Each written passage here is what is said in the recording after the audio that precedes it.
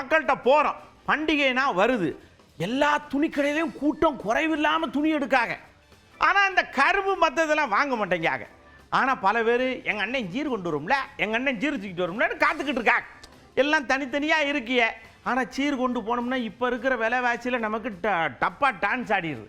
சரி, இந்த சீர் கொண்டு போகிறத பற்றியும் இந்த சீர் சினத்தி விட்டோட விஷயம் அப்படிங்கிறதெல்லாம் நம்ம பேசுவோம் அப்படின்னு அவங்ககிட்ட கேட்டோம். பாருங்கள், நீங்கள் ஒன்றும் கேட்கணும், நாங்கள் சொல்கிறோம்னு பதிலாக சொல்லியிருக்காங்க. கரும்பை உரிக்கிற மாதிரி. எனக்கு 15 வருஷமாக வருது.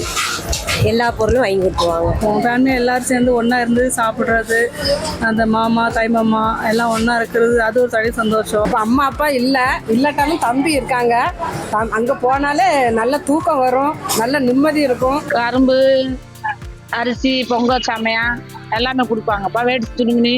பொங்கல் வர்றது வருஷத்துக்கு ஒரு இருக்கு. இப்போண்டா அம்மா வீட்டிலேருந்து வர்றதுங்கிறது ஒரு சந்தோஷம். நம்ம வீட்டில் எவ்வளோ ஜாமான் இருந்தாலும் எவ்வளோ வாங்கி இருந்தாலும் பிறந்த வீட்டிலேருந்து அது பொங்கப்படி வருது அப்படிங்கும்போது நமக்கு ஒரு சந்தோஷம். அண்ணன் வீட்டிலேருந்து ₹1 வந்தால் கூட அது ரொம்ப ரொம்ப நமக்கு மகிழ்ச்சியாக இருக்கும். அது அளவில்லாத ஒரு மகிழ்ச்சியை நமக்கு கொடுக்கும். எங்கள் அம்மா எங்கள் வசதி இல்லாத வீட்டில் இருந்தாலும் அவங்க தம்பி வரப்ப எங்கள் அம்மா அவ்வளோ சந்தோஷமா கோழி அடித்து குழம்பு வச்சு விருந்து வைப்பாங்க. அதெல்லாம் பார்க்குறப்ப எனக்கு அவ்வளோ ஒரு சந்தோஷமாக இருக்கும். இன்னைக்கும் வீட்டில் கொடுத்துட்டு தான் இருக்காங்க பொங்கல் பரிசுன்னு சொல்லிட்டு. அவங்களால முடிஞ்சதுக்கெல்லாம் கொடுத்துட்டு இருக்காங்க. நாங்களும் வாங்கி சந்தோஷமா பொங்கலை கொண்டாடி. எங்க அப்பாவுக்கு நாங்க 2 பொம்பளை பிள்ளை தான். எங்க அம்மாவுக்கும் எங்க அம்மாவும் எங்க அப்பாவும் வருஷம் வருஷம் பொங்கல் சீர் கொண்டு வராங்க. ரொம்ப ஹாப்பியா இருக்கு. தம்பிங்க பொங்கல் சீர் நல்லா சிறப்பா செய்யறாங்க. அது எங்களுக்கு சந்தோஷமா இருக்கு. எத்தனை வருஷம் கழிச்சு நம்ம கேட்குறோம் அப்படின்னாலே ஒரு பெருமை தான். நம்ம வீட்டில இருந்து கொடுக்குற தெய்வம் அது. அவங்க கொண்டு ஒரு கரும்பு கொண்டு கொடுத்தாலே எங்களுக்கு ரொம்ப சந்தோஷமா இருக்கும். ஆனால் இப்போ எங்களுக்கு அந்த மாதிரி இல்லை. அப்பா அம்மா இல்லைனாலே தம்பி அண்ணா அந்த மாதிரி சீர் கொடுத்தா நல்லா இருக்கும்.